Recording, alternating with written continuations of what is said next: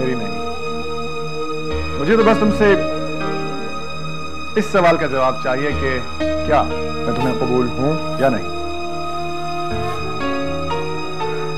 Well, तुम एक अच्छे इंसान दिखते हो और मुझे तुम में कोई ऐसी चीज नजर नहीं आई है जिससे रवीना, मुझे मेरे सवाल का सीधा जवाब चाहिए। यू नो, अगर ऐसा ना हो तो तुम मजीद सवालों का शिकार हो जाओगी और उलझ जाओगी। सिर्फ हाँ या ना, क्या मैं तुम्हें कबूल हूं?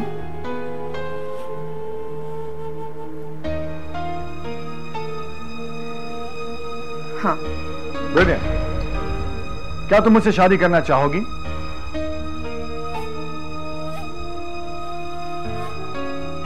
हाँ। लेकिन ये काम तुम फौरी तौर पर अपनी बहनों की वजह से नहीं कर सकती, राइट?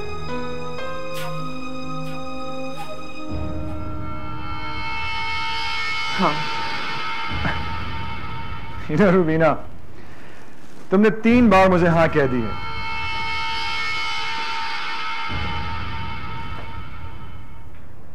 मुझे तुमसे जो जवाब चाहिए था वो मुझे मिल चुका है रूबीना, लेकिन मेरा मशवरा तुम्हें यही होगा कि अपने सवालों के जवाब के लिए इतनी जल्दी मत करना जितनी जल्दी मैंने मचाई। इस तरह से तुम और कंफ्यूज हो जाओगी।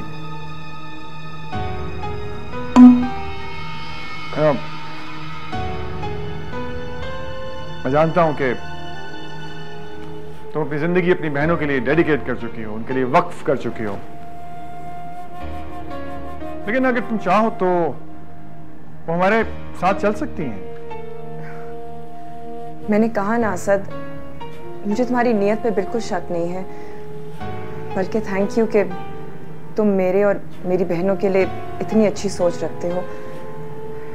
लेकिन मैं अपनी बहनों को अच्छी तरीके से जानती हूँ, वो हरगिज हमारी शादी पे असरअंदाज नहीं होना चाहेंगी और तुम पे बोझ भी नहीं बनना चाहेंगी। बोझ? कैसा बोझ रूबीना? जब हम सब लोग इंग्लैंड चले जाएंगे तो उनके पास उनके हिस्से की रकम होगी, चाहे तो उसे हमारे बिजनेस में इन्वेस्ट कर सकती हैं। इस तरह से उनकी सेल्फ एस्टीम और तुम्हारी ग्रेस बरकरार रहेगी। लेकिन असद, हम तो फहद के साथ इन्वेस्टमेंट कर चुके हैं और इसी वजह से मैं कह रही हूँ ना कि प्लीज मुझे कुछ सोचने का वक्त दो, थोड़ा सा इंतजार कर लो ताकि मैं एटलीस्ट अपना फर्ज तो पूरा कर लूं। वो तो ठीक है, लेकिन मैं कुछ जल्दी वापस जाना चाह रहा था, लेकिन मुझे लगता है कि अगर मैं अब खाली हाथ लौट गया तो खुद को कभी माफ नहीं कर पाऊंगा। बहरहाल तुम अपनी बहनों से बात करके देख लो। समझता हूं कि हर मसले का हल होता है, सिर्फ उसे ढूंढने की देर है। Rubina, I am sorry, please continue. नहीं, हम कोई प्राइवेट बात नहीं कर रहे थे। चलें? फहद, वो असद मुझे घर छोड़ देंगे।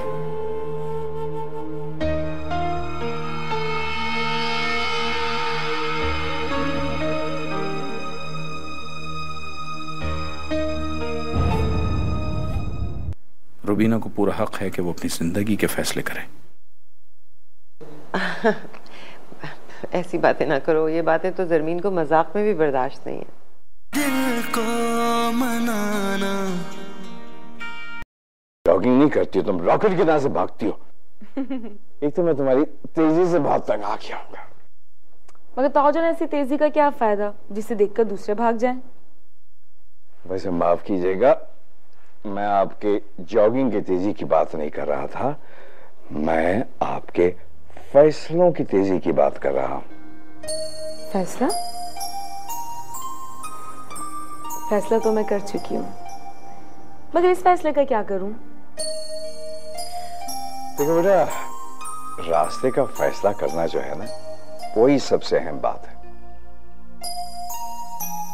जब फैसला एक दफा कर लिया तो बस अल्लाह का नाम लो, कदम बढ़ाओ। और जिसके साथ रास्ता तय करना है, अगर वो ही साथ ना दे तो? फिर तो उसका इंतजार कर लो। इंतजार बहुत कर लिया है मैंने। अच्छा, परेशान होने की जरूरत नहीं है।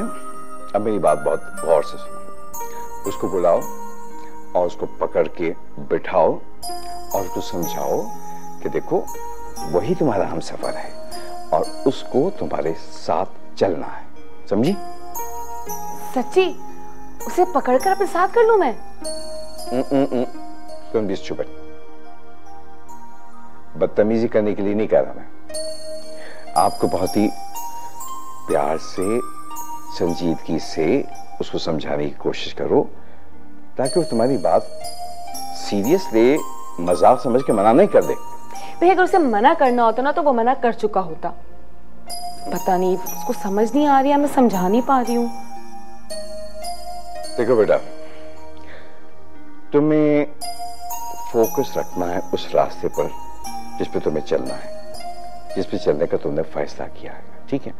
अगर उसमें तुमने देर सवेर की ना तो फिर हम अफ्रेड भटकने की चांसेस हैं। ठीक है, मैं आपके मशवरे पर चलूंगी, लेकिन हाँ अगर कुछ उल्टा सीधा हो गया ना तो आप संभालेंगे। पानी लेकर आती हूँ।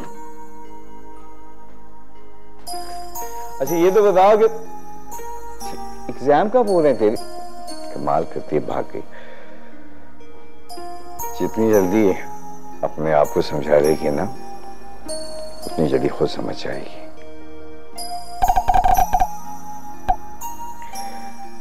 बच्चे कितने बड़े हो जाएं, बच्चे ही रहते हैं।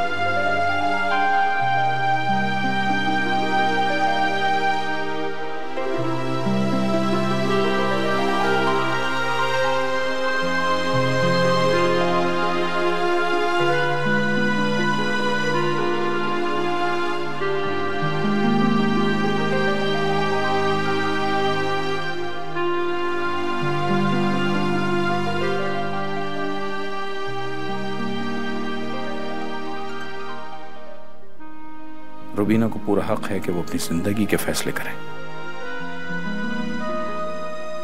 लेकिन मुझे ऐसा क्यों लग रहा है कि वो गलती कर रही है। मुझे उसे रोकना चाहिए, लेकिन किस हक से रोकूं?